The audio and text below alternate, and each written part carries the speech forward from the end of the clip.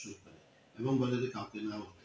পরবর্তীতে ছোট বাচ্চা যখন তার হলো এই পায়ুপথ দিয়ে ব্লিডিং হচ্ছে তখন তার হাতে খেয়াল করে প্যান্টের রক্তের দাগ দিয়ে খেয়াল করার পরে জিজ্ঞাসাবাদ করে সে ঘটনা বলে। ঘটনা জানাজানি হওয়ার পর স্থানীয় লোকজন র্যাপিস্টকে আটক করে এবং পুলিশকে খবর দেয়। পুলিশ তাৎক্ষণিকভাবে আসামিকে হেফাজতে নেওয়ার চেষ্টা করে এবং এর মধ্যে আসামিকে কিছু গণপিটুনি দেয়। এর পরবর্তীতে আমরা ভিক্টিমের চিকিৎসার ব্যবস্থা করি এবং তাকে উন্নত চিকিৎসার জন্য ঢাকা মেডিকেলে পাঠানো হয়। ঢাকা মেডিকেলে পাঠানোর পরে তার অভিভাবক নিয়ে আমরা মামলা রুজু করি।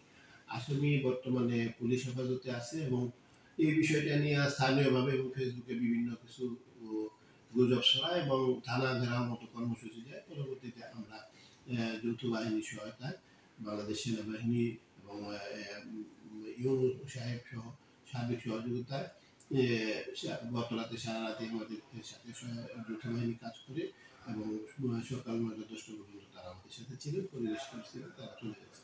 সকালবেলা কিছু লোক দর্শকের বাড়িতে মানববন্ধন বা আক্রমণ যেটাই বলেন করার জন্য গেলে তখন তার আত্মীয় স্বজন প্রতিহত করে এবং সম্ভবত এই ২ জন জানা মতে আহত হয়ে চিকিৎসাধীন।